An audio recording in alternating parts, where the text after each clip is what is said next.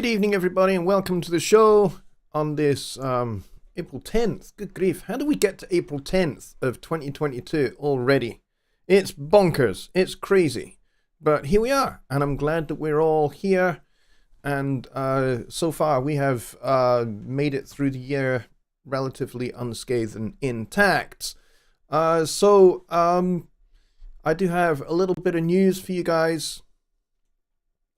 I hope you've been enjoying the Note Effects series that I've been putting out over the last week or so. It's been really nice to get back into making just individual videos. It's been a while, that's for sure. Due to things like COVID and having to homeschool my kids, it's made making videos very difficult. So I had to basically for 2 years scale everything back that I do for this channel to basically just live streams. And then, you know, once you're out of the habit of doing something like making videos, it's pretty hard to get back into it. But it's been really nice to, you know, to get back into it. And the success of my Studio One 5.5 overview video that I put out on the day of launch kind of just helped, you know, it was just a little bit of a shot in the arm, you know, vaccine pun intended. That I think I probably needed. And then I got some emails from some of you guys who said, hey, we don't really know anything about the Note Effects. They look really cool. We want to know a bit more about them. So I have made some overview videos on each one of the Note Effects. Apart from one, there's one more to do. And that'll be going out this week, which is the input filter. Input filter is very self-explanatory. It just basically filters notes out. So, you know, you can only play certain notes or a certain octave. And that's pretty much all she wrote. But I will, like I say, I will complete the series by making a video on that. And then following that, to continue that Note Effects series, the next thing I'm going to do is show you how you can combine different note effects together to make some really, really creative and interesting sounds that you can just go and have fun with, basically. And then we'll get practical and, you know, show you how you can actually not only use the note effects, but actually how to integrate them into a song and how you can render the actual notes that are played by the note effects rather than just like the single MIDI trigger. I mean, you can have just the trigger notes if you want and just have it play in real time and just leave it unrendered if you really want to. But if you want to do a little bit more manipulation, and also if you want to have it follow the chord track, then you're going to have to render the instrument track itself. Now, when I say render, I'm not talking about render to audio. I'm talking about render the actual notes so that you have the notes that the arpeggiator or the repeater or whatever it is playing into your note event. So that will be kind of like the next 3 videos in that series. So it should be a nice 7 or 8 video series when we come to the end of it, and I'll package them all up into a single playlist. At the moment they're in my mixing tips playlist, but I'm thinking maybe they don't quite belong there because not really mixing tips. So I'm going to bundle them up together into an individual playlist, which will just be called Note Effects. And you guys can go and check that out. And if you've got any other ideas of videos that you would like to see on different things in Studio One, then go to my website, Jonny Lipsham Studios.co.uk. The web address is down there. Just go down there, and at the bottom of the page, just scroll really fast. You don't have to look at all the blurb on the site if you don't want to. It'd be nice if you did, but you don't have to. And then just scroll down to the bottom, and there is a message box there, and you can just email me directly from that, and that will go straight to my email inbox. And I would like to compile a nice little list of videos that you guys want to see me make, that you think you'll find useful about Studio One, and I'm happy to make those, and it should be pretty cool. So yeah, so that's kind of the news on the channel front. Going to be making out. I'm not going to be making out at all. I'm going to be making a lot more videos.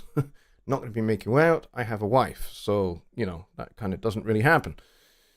Except with my wife. I've just dug myself a hole that I probably can't get out of. So somebody ask me a question quickly so that we can get out of this one. Anyway, welcome everybody, and I can tell you that Rich Cresswell was the first in the door. He was like a whole practically 2 hours and 10 minutes ahead of schedule, that's impressive. That's commitment, dude. That is commitment. So John Hawk is here, Carl Jadrusiak is here, Alps Media, my awesome sponsor, is here. John Edgar is here. Just Bob is kind of drifting in and out of sleep. Bob, I appreciate you more than you know. You are a great guy, and I thank you for being here. And I appreciate everything you do for me and for my channel. You are awesome. In fact, all my moderators are awesome, and I don't really want to single any one of you out, but I kind of know what Bob's going through a wee bit. So thank you, all my moderators, for keeping my channel and keeping this show nice and crisp and clean and free of numpties. So I appreciate you guys a lot. Bob says, starting therapy on my shoulder tomorrow. So yeah, I think a good night's rest is going to be good for you. So you go ahead and do that. Who else is here? Let's see. I actually need to turn my volume down a little bit. I'm hearing myself coming back through my speakers. Dave at Bob's New York is here. He says, howdy all, cooking dinner. Ribs, baked potatoes. The only vegetable I have handy is back in a few. Good to see you, mate. Let's see who else. Ronald Figura is here. Billap Studio is here. Billap Studio is an old friend of the channel. He is a great guy, and I appreciate you being here a lot, mate. So thank you. Don Oliver is here as well. I'm going to see anybody else that's new. Andrew Lamb is here. He has a question about MIDI and volume, which I may or may not be able to answer, but I will try. I'm not really a big MIDI guy, to be really honest. But perhaps it says, just emailed you a picture of some chords. You get time to comment. Okay, cool. We'll do. Peter Brooks is here, and the W5 family is also here. Darren West says, hello. Good to see you. Just watching Breaking Bad. Some cool stuff going on music-wise. Yes, Breaking Bad is pretty cool for good music, actually. Really is. John Edgar says, I uploaded a second song file into an existing song file using the import function on song file 1. I wonder if that can be considered a common practice in some circumstances. Yeah, it can. It can. I have actually done that myself. Like, if I have a groove from one song that I really like, and it's just kind of not really going anywhere, then I'll bring it into a second song. I recycle like that all the time. Talked about that at length on the Songwriting Simplified show on Wednesday. Jonny and I talked about how we recycle stuff, and certainly being able to import stuff like into songs like that in Studio One is a great way to do it. I do it pretty regularly, so yeah, it's a common. I would think it's a common practice.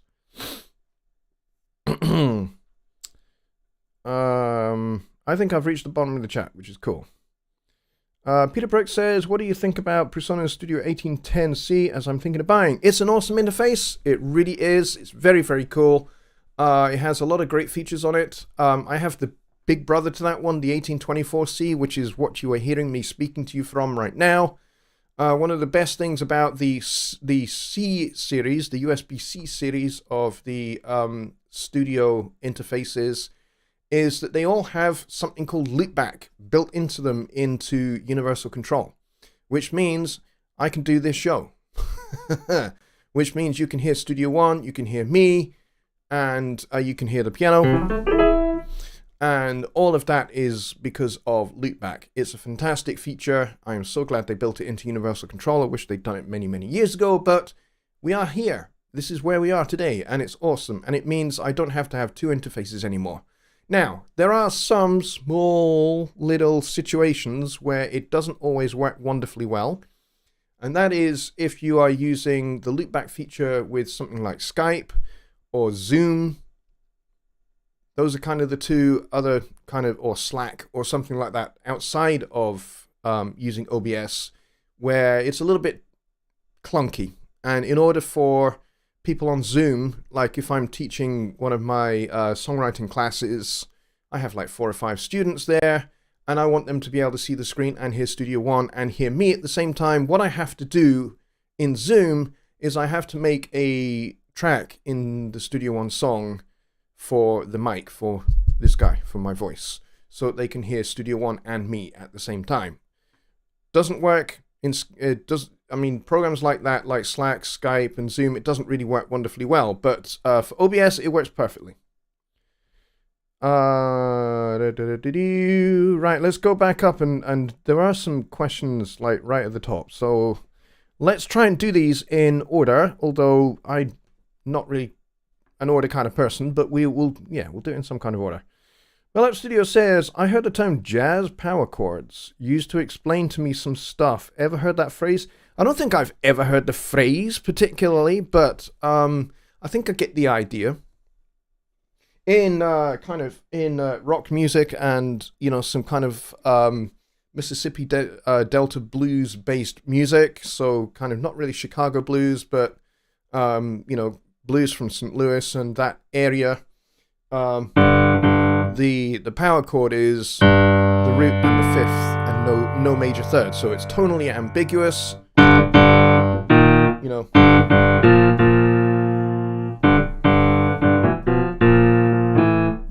That kind of sound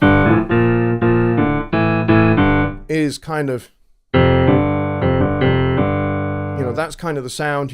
Give that some distortion, and hey presto, you probably got an extremely distorted piano, but it would simulate, an electric guitar maybe. And that's kind of the sound of that kind of music.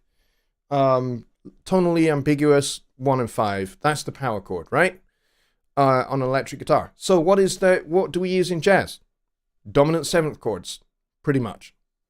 So, root, 7, 3rd, and 5. Sometimes you take out the 5 and just have the root, 7, and 3rd, and then you add extensions over the top. So there would be a 13th, or a flat 5, or a sharp 9, which would be better voiced this way.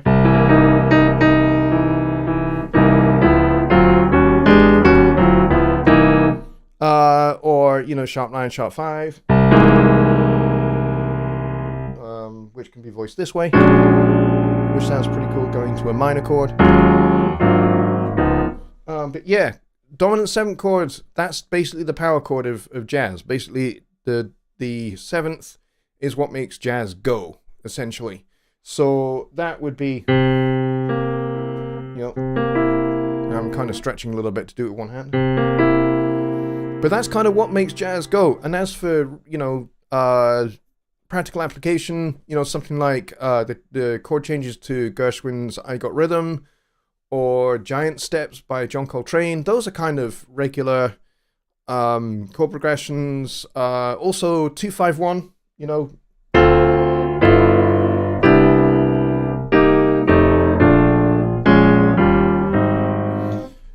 that's the other thing that makes jazz music go, is 2-5-1s.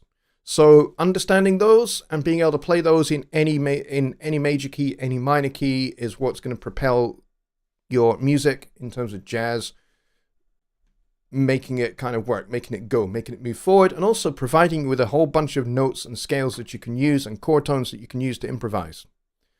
So yeah, that's kind of jazz power chords. It's a good question, but as I say, I don't think I've really ever heard that phrase before. Are your sessions saved for YouTube later? Yes. These live streams are always available immediately after they finish.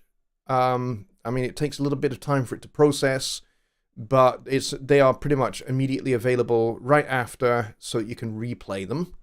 The only thing is you don't get to interact, but you can see if you leave it a wee while, let's say an hour or an hour and a half or 2 hours before you come back to the show. And then you start it again from the beginning. There's an option at the top, kind of like to the right of the screen, the window, where the screen is, and it should say something like replay, live chat replay or something like that, or top chat replay. Well, if you hit live chat replay, you'll see the chat coming in real time, as it did in the show. So you can definitely do that, and you can see what people are saying in real time. Let's see, what else do we have? Andrew Lamb says, my question is about MIDI and volume. Can you make a MIDI instrument part and add volume information afterwards, or do you use velocity? You can use if there's automation you can do. I'm trying to structure my sentences correctly here. There's automation you can do inside of Studio One with an instrument. So I'm just going to set up a little example for you here. So let's go and get something fun.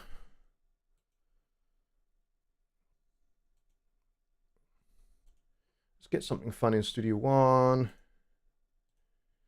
So here we are in Studio One, and I'm just well aware that my webcam for some reason is not on. Why is that? Let's go fix that. There we go. So, I have presence engaged here. And it's distorting like crazy. That's fine, we can turn that down a little bit.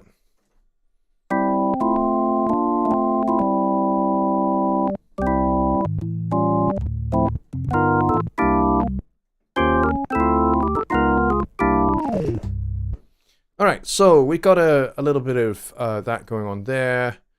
Why don't I just record something just for the sheer heck of it? I just want to make sure that my settings are correct, which they are.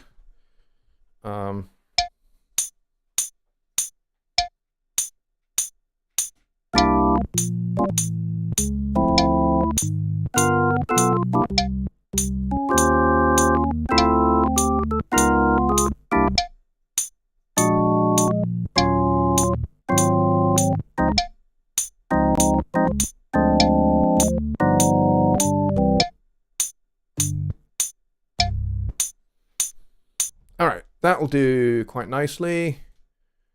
Quite hard to play at that kind of tempo, but that's all right. So if I double click this brings up the editor here. Now, you see this little squiggly line here, and you see all of these options down the bottom here. So we've got note control, sound variations, musical symbols, modulation, pitch bend, aftertouch. So let me just expand all of this a little bit so that we can I expand this bit up here? Yes, I can. Perfect. All right, so at the moment this is set to velocity, but one of the things I can do is I can use my my pencil tool, and I can just draw in some automation after the fact. I can add it in another lane, and we can have some musical symbols. Let's see. I haven't played with this for quite a while.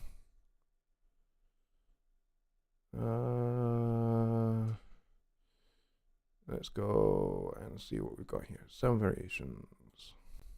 Are there any sound variations I can use here? Nope. Nope. But yeah, you can kind of play around with velocity. You can play around with different things.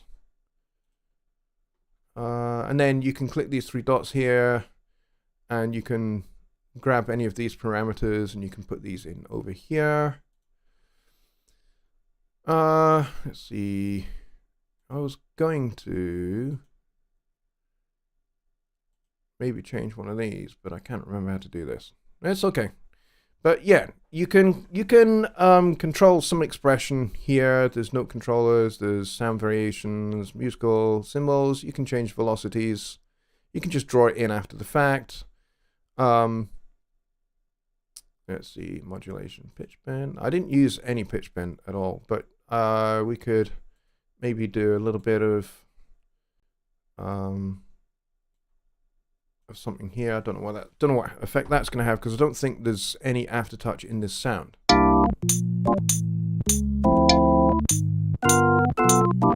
No, not really. We're going to turn that off. But yeah, I can go and I can do.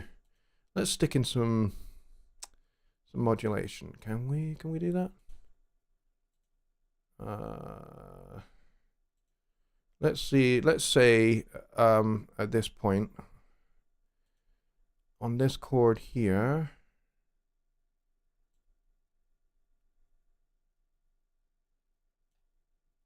Let's see what that's like. Okay, that doesn't do anything. It's probably this particular sound. It doesn't have anything mapped to it, but that's okay. But yeah, you can draw all this stuff in after. Excuse me. You can draw all of this stuff in after the fact, and you can trim it. You can change shape of it. You can do all sorts of stuff. And if you have an instrument that supports the different articulations, you can draw those in.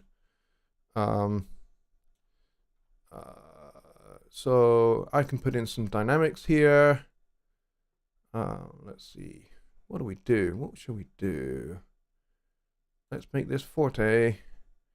And then, let's see. Let's get to... Let's go to bar 5 here. And let's change the dynamic again, shall we? Let's go to piano. Let's see what that does.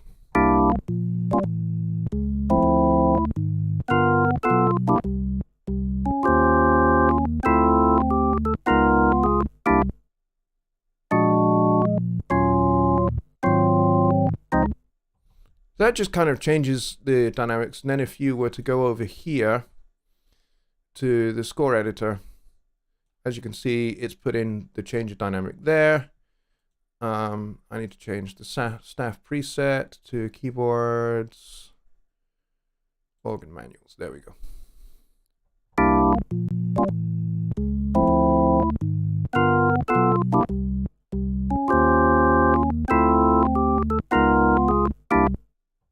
There you go.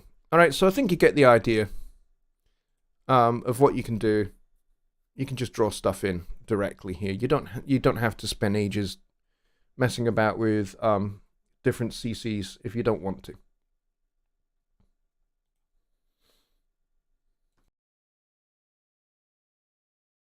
Excuse me, I muted my mic because I didn't want you guys to hear me snort. Anyway, let's see. Let's go back up here and see what we've got. I answered John's question. I answered Peter Brooks's question about the 1810. Lucas is here. Awesome. And Johnny Guyber is here too. Fantastic. Hey guys, I'm glad you're here. You guys are freaking awesome. Let's see who else is here. Mike from Peace Valley Audio is here as well, which is fantastic. I think my teacher possibly coined the phrase to illustrate to me the point. Yeah, okay, that's cool. Yeah, I've never heard that term before, but I like it. I like it. It's an interesting one. Let's see. Ronald Faguris says CC7 or CC11 for volume. I have no idea. I don't really mess around with those kind of things, to be really honest. Not all of the musical symbols are interpreted by Studio One automatically. Some of them need sound variations to work. Yes. Thank you, Lucas. Absolutely right. Absolutely right. Fantastic. I appreciate your help there. In fact, you're going to get rewarded. Lucas is now a moderator for the channel. Thank you, Lucas. So if you drop out of the show and then come straight back in, you should see that your name is blue and you have a wrench next to your name. Congratulations. Happy to have you on my little moderation team here. Any other questions, guys?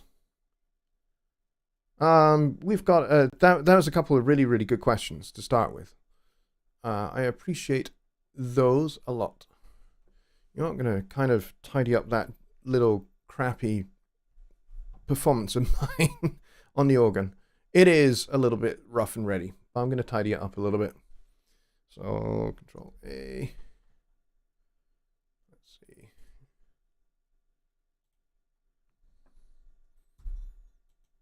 Yeah, probably tightened it up too much, but hey, doesn't matter.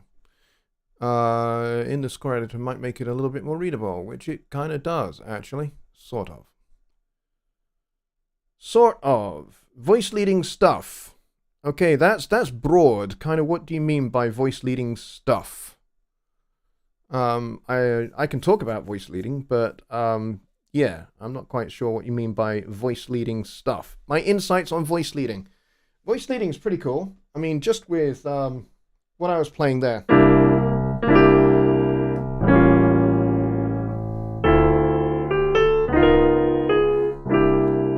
You know, all of that is just chords, but you know, the top note suggests its own little melody.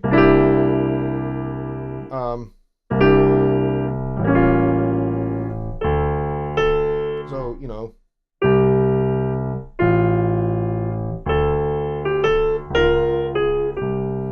that's already a little melody all by itself, which is pretty cool, and it's just the top note of the chord. You know, I could do a little chromatic passing note, you know.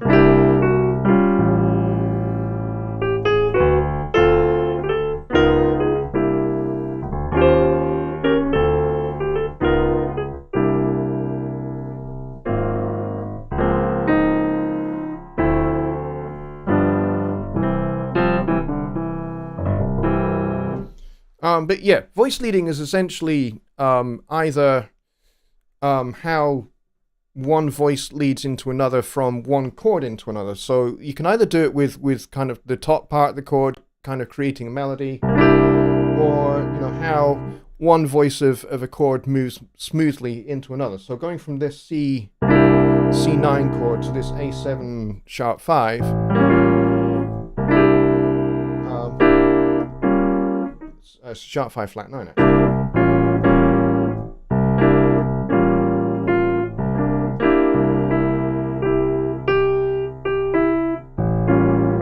So that's that note there, which is kind of like the second from top of the C chord, gets moved down to there. So, and then goes right back. And then it goes down chromatically.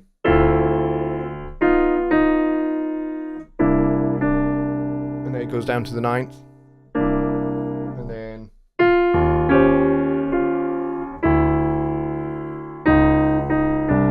so it's kind of a little bit of internal voice leading there with, you know, the different parts of the chord moving either by a whole step or half step.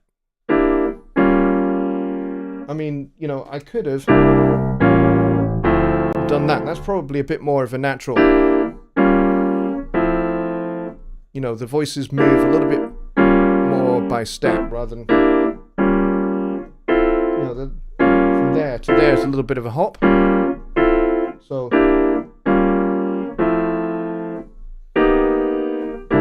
and then put the D flat 13 sharp 11 in this voicing.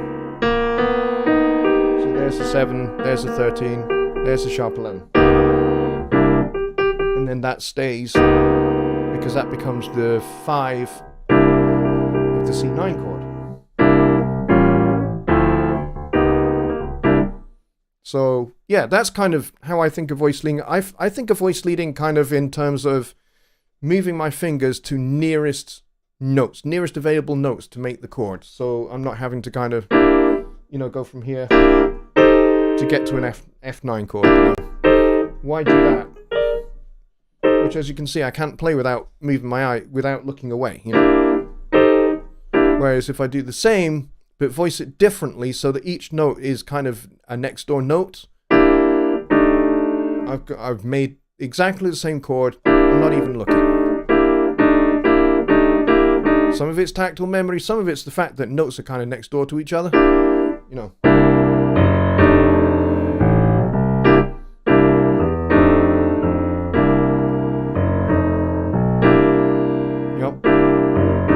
I can do that without looking, you know. So that's kind of what I think about when I think about voice leading. But you know, Lucas is a way better piano player than me. I kind of fake piano play. Lucas is really a way better piano player than me. He has awesome chops, mostly because Lucas actually paid attention in his piano lessons. I didn't. I had a piano teacher, but I really didn't pay a whole lot of attention to her because at that time I was young, I was arrogant, I was stupid, and thought I knew better than everybody else, which of course is not true. And you know, all these years later, I'm going, if only I'd actually paid attention to my piano player, I would know more about how to play this thing and would probably be better at it. So, does Studio One 5.5.2 support ASIO? Pretty much every version of Studio One since version 1.0 supports ASIO. Because that's how Studio One interacts with sound cards, particularly audio interfaces, like any of the Studio Series interfaces, the Audio Box interfaces, or the Quantums, whichever ones, you know, they all, I mean, even third-party ones like Focusrites or Behringer's or whatever, they all interact via the ASIO protocol. So that's just kind of how they work. So yeah, ASIO is supported in every version of Studio One since version 1.0. But yeah, that's a good question. Lucas is giving some great information about CC7 and CC11, which is awesome. Cleon is here. Hello, Cleon. Good to see you, mate. Glad you're here. Lucas makes an excellent point. Pretty much CC7 is pretty much unnecessary nowadays when working with VST or software instruments, since you can do the same with channel fader of your DAW. Pretty much. Exactly right. Yeah, and as Lucas points out, he says, so I hardly ever use CC7. Yeah, I don't either, because that's what faders are for. And I can write volume automation if I really want to. It's, you know, it's as easy as that.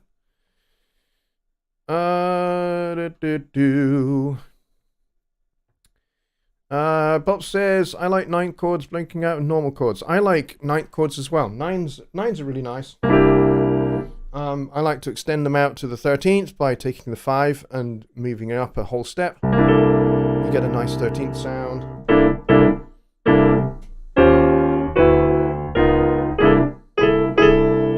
I also like adding other extensions to it, like sharp 11s.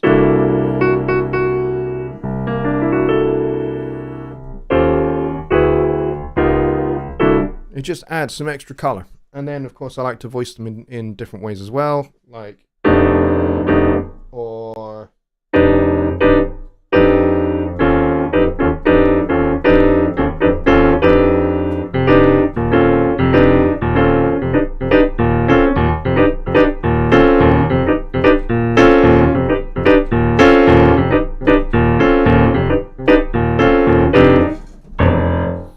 that's always fun to do.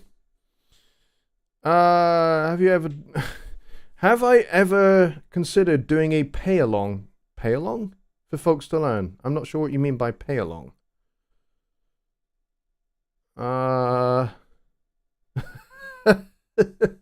Lucas says, none of this is true. What Jonny Lipsham tells. Johnny's an awesome jazz player. Oh, if only that was true. I've heard Lucas play. I've seen his videos. Seriously, that dude has some chops, man. So, yeah, Lucas has a great YouTube channel. By the way, folks, if you're not familiar with his channel, he has a great channel. He has lots of awesome Studio One tutorials. He codes stuff. He writes scripts for Studio One just to make Studio One easier to use for everybody. And he's a bit of a mad scientist guy, and he has such a broad range of talents. And of course, you know, there's some videos of him playing with, I think I think he plays in several bands. That's kind of my impression. He plays in a few different bands, yeah, he's got some serious chops. Go check out his playing, for sure. And go check out his tutorials, because they are awesome, frankly. And that is just true, and I will not take any argument from Lucas. Do all VST instruments support sound variations? I don't believe all do. I think if they have key switches, the answer would be yes. But I think that's not yet universal. I think that there are still some that don't support key switches or sound variations. But I would imagine that in a short period of time down the road, pretty much every VST instrument will probably have some compatibility with key switches and sound variations. Therefore, play along. Have I considered a play along for folks to learn? I many years ago, and I'll tell you a little story now, folks. Many years ago, I'm talking like over 20 years ago, I wrote a series of piano books for a modern music curriculum, which was being used by colleges and academies down in England. And so I wrote 5 books, 5 piano books, and they did have, each one had a play-along CD. And they had charts, and they had, kind of in-depth explanations on, kind of developing piano technique. I say developing piano technique, developing a piano technique that is better than mine. That was the goal of these books, was to teach people how to develop a way better piano technique than mine, because I don't really have one. I just press the keys and hope that the right sound comes out. That's my approach to piano playing.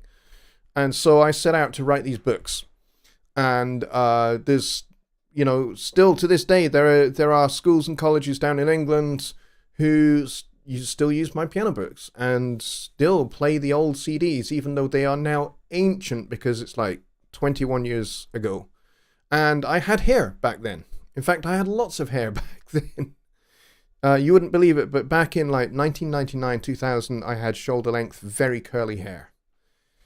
I kind of was a better-looking version of Kenny G, but I don't play soprano sax. But yeah, that was my look in 1999, 2000. But yeah, I wrote a series of piano books, and to go with those, I also wrote a corresponding drum book and a corresponding bass book. And the idea was that they all worked individually. So you could just learn the piano, you could just learn the bass, you could just learn the drums. Or you could get 2 of your mates and you could go through the whole thing together as a rhythm section. And the parts for the piano, the parts for the bass, and the parts for the drums would all go together. And each CD had the whole, jazz trio performance, but they also had what I call music -1. So, if you were doing the bass course, you had the drums and the piano for all of the tunes in the book. And likewise, if you were the drummer, you had the piano and the bass, but no drums. And all of that. And it was fun, and I played all the instruments I played the piano and the bass and the drums just because it was cheaper to do it that way. Not because I'm arrogant, but because it was cheaper to do it that way. And it was kind of fun as well, I suppose. But yeah, that book unfortunately is out of print, as are the CDs. The publishing company went out of business, unfortunately. But yeah, they still get used in schools and colleges down in England and in India as well. But there, so yeah, I suppose in a sense I have done a play along in that respect, but I've not done like a video play along. Kind of like people like Dave Weckl, awesome drummer Dave Weckl has done. No, I have not done those kind of things. But yeah, that's a good question. Let's see, what else do we have here? I'm trying to see what other questions we have. Do you support sound variations? Okay, we've answered that one. Dave Anthony says, thumbs please. Yes, if you are liking this live stream, hit the like button. If you're not yet subscribed, hit the subscribe button, hit the notification bell, and make sure that you select all notifications, because I don't just do the live stream, which you're watching now. I also make videos, standalone videos. And so if you want to get notified of when those go out, hit that button and hit that bell. I would appreciate it a lot. Having lost a bunch of subscribers a few weeks ago, I have them all back. Plus a few extras. So I've net gained 3 subscribers over the last month because I lost maybe about 15 or 20 and they're all back now, which is great. So Bell Studios just says I just blew coffee out of my nose. Yeah, I do that as well relatively regularly, especially when people make me laugh. I think Burlap is maybe responding to my comments about me having shoulder-length curly hair. I did. It's true. And I have since destroyed every piece of evidence, photographic evidence or video evidence of my extremely long hair. So it was something I did for a bet, okay? All right, I'm going to tell you the story. It is something I did for a bet. I had a friend who's a guitar player, we became friends because he depped for my regular guitar player. And he said, I bet I can grow my hair down to my shoulders faster than you can, and I will put 50 pounds on it. I thought, 50 pounds, that's pretty cool. Okay, I will take your bet, I said. Both of us had, short back and sides hair, And so I said, all right, you're on. So we're going to set a date, which is like the end date, the cutoff. And, if you had shoulder length hair by that date, before, if he had if he had the shoulder length hair by that date before I did, he won the bet. If I did, then I won the bet. And if he didn't, if neither of us got to the long hair, to the shoulder length hair by that date, then the bet was forfeited. It was off and nobody won. But it was fun. I won. I don't tend to win bets very often, but I did in this particular instance. But what was different was that my hair didn't just grow downwards, it went outwards. So it kind of went... it was an interesting look, and I had that look for over a year. I think like 14 months. And then I went and got it all cut off, and then within about 3 years of maybe 2 years of cutting off all the hair, I started losing it anyway. So I thought, stuff it. May as well just, whatever's left, I may as well just get rid. So that explains what you now see, So that's the story of my hair. Dave says, what happened on subscriber loss? Scott's won a rugby match. I would imagine if and actually, to be fair, we do win rugby matches. Okay, we do win rugby matches. Just not terribly, tremendously often, but we do win matches. We did well in the Six Nations this year. We didn't do as well as we would like, but we did okay. And we've qualified for the Rugby World Cup, which is important. We won't win it, but we've qualified. But no, I thought it was just a glitch in the way YouTube counts subscribers. I thought maybe they changed the way they count subscribers to, kind of like an average count. But they hadn't.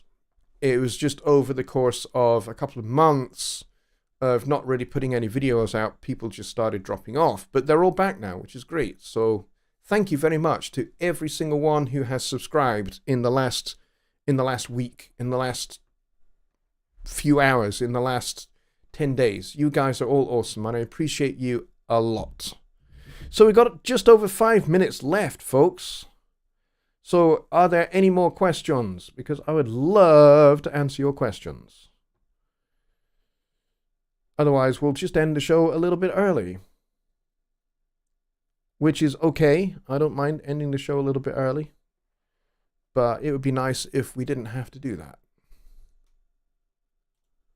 So I'm always open to a few more questions.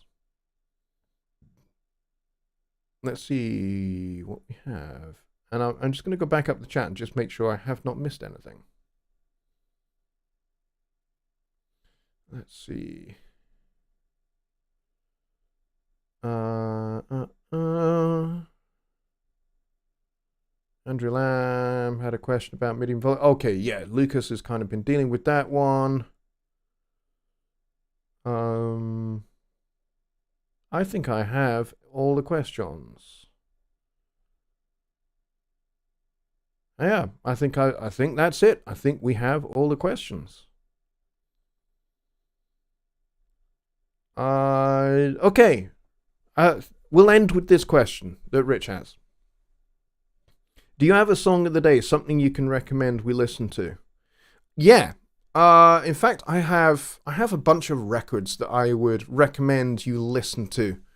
I'm gonna obviously recommend anything by Steely Dan because I have been a big fan of their music since 1977, which is pretty much when I first heard of them and first heard their music, and I was instantly sold. But what have I been listening to today? I've been listening to Alan Holdsworth. If you don't know who he is, he was, because he died a few years back now. I think it was 2017. I think it was 2017 that he died. He was an English-born electric guitarist based in, I think he was in the West Coast, United States, Florida, somewhere.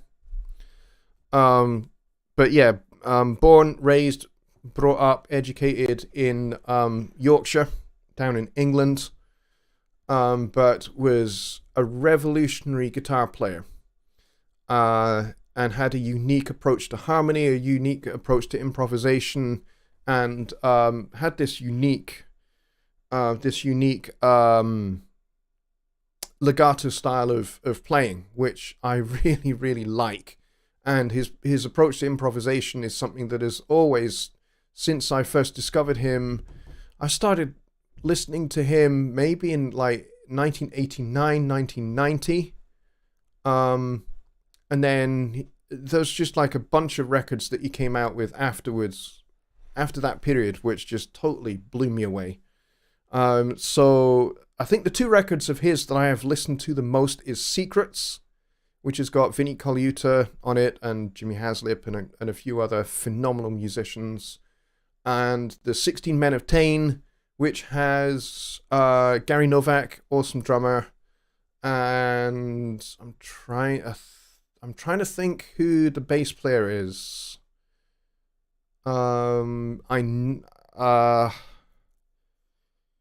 The bass player is the dad of the trumpet player in the horn section for Steely Dan, who is Michael Leonhardt. His dad is, I think it's John or is it Jim? Something, one of either John or Jim, I'm not really sure.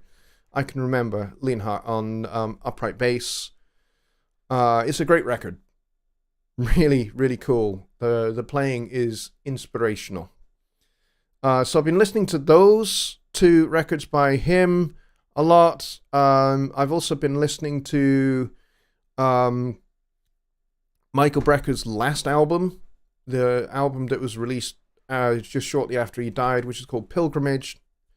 And, you know, when he recorded that, he was at death's door with leukemia and somehow managed to, I don't know how he did it. I have no idea how he did it, but he managed to sum up the strength after not having played his saxophone for nearly 3 years, go into the studio with a band, with an awesome band, including Herbie Hancock and Jack DeJohnette, what's his last name? Jack DeJohnette on drums, Pat Metheny, and a few other awesome, stellar musicians that are on that record. And he managed to summon the strength to not only play great saxophone, but to play mind-blowingly great saxophone. He didn't just sound great like Mike Brecker has always sounded. He sounded phenomenally great, as if he had never put the sax down, which he did. He put the sax down, didn't play it, didn't practice or anything for like 2.5 years. And then he summons up the strength to go into the studio off of his deathbed and make this last record. And the playing on it is phenomenal. And Mike's playing is breathtaking. It's a great record. So Michael Brecker, I will put his name in the chat. Michael Brecker. Tenor sax. He also plays soprano sax and a bit of flute. He and his brother Randy were part of the founding members of one of the early fusion bands, a band called Dreams. And then he and his brother put together a band called the Brecker Brothers Band, which made a whole bunch of completely ridiculously phenomenal funk records. Classic funk records, jazz funk records in the 70s and in the 80s. Mike Brecker also played with Joni Mitchell. He was in that classic Joni Mitchell band that had Jaco Pastorius on bass, Pat Metheny on guitar, Lyle Mays, I think, on piano and electric piano. What a great band that was. I think that was the Hijara band that they were all in together, and Mike was in that band. So that's Michael Brecker. And I'm putting him in the chat there. So I would recommend you listen to those people. Yeah, Rich Wrestler, I'm glad you're here. Yay! Rich, I'm so glad you're here. Rich Wrestler is one of my friends. He's a great guy. And, doing these shows is a little bit difficult for him to get to. But I'm really glad you've been able to make it. Awesome. I do have PSO. Do you use any other? For orchestral stuff? No. At the moment, I'm using mostly PSO. I do have Spitfire. I still have some of the Spitfire libraries to install. The very generous guys at Spitfire gave me the whole lot relatively recently. And I still have to install it all. It takes ages to install it, so I've still got some of that to install. But yeah, the Spitfire stuff is fantastic. I recommend them. And there's also the BBC orchestral stuff as well, which I recommend you also check out. Another orchestral library, it doesn't sound quite as good. In fact, it doesn't sound nearly as good as the Spitfire stuff, is Garatan. And it's kind of on a similar, I think, price point-ish. Last time I checked it was, anyway, to the PSO. It's alright. It kind of, if you're going to use some orchestral sounds blended with other sounds like the PSO or some other synthy sounds, then yes, the Garatan stuff works pretty well for that. You can kind of blend it in your mix pretty well, and it'll sound pretty good. But yeah, the Spitfire stuff is really the stuff to get, to be honest. And as Rich Cresswell says, sample modeling do a very good sax. Saxophone is really hard to get right because there are so many different nuances. As a saxophone player myself, there are so many subtle nuances and sounds that you can get from the saxophone that are really hard to model. Like things like bending the note with your lip, as well as with the keys, as well as with changing pressure. There's different kind of note bending techniques that are really hard to model. And then, you know, there's scoops and things like that that are really hard to model. And then also, you know, mapping them on a keyboard in a way that's going to be playable, performable is tricky. And I think that's where something like an Akai Iwi would come in handy, because, you know, you can take this modeled sound and you can map it across the saxophone and make it respond to your breath in the same way that it would on a real saxophone, but on a wind synth. So, you know, that would definitely work. But yeah, saxes are really hard. Trumpets, not quite so hard. Trombones, a little bit harder to model. Brass instruments on the whole are actually not too difficult to get right or get close to right. Whereas woodwind instruments, because there is such a broad range of different articulations and different sounds that you can get out of the instrument and different tricks you can do, you know, false fingerings and harmonics and overtones and splitting notes, that kind of stuff. That's harder to get right. Rich says sample modeling, don't do samples there. Algorithmic instruments, and they respond very well to breath controllers like the Akai controllers. Yeah. Yeah, definitely. I would say absolutely an Akai Iwi would work great. I have one. I have one of the older models. Doesn't work with Studio One, but I got it when I was still in my Cubase period, and it worked great with Cubase. And for some reason, it's not supported with Studio One. The newer models are. The newer models work well. I've talked to one of our product managers, Donut Bazil. He plays one of the newer models of the Iwi, and he says it works fantastically in Studio One. He has no trouble with it at all. So I'm thinking I might just save some money and get myself one of the newer Iwis. So yeah, and I think we'll finish the show with that question. It's awesome.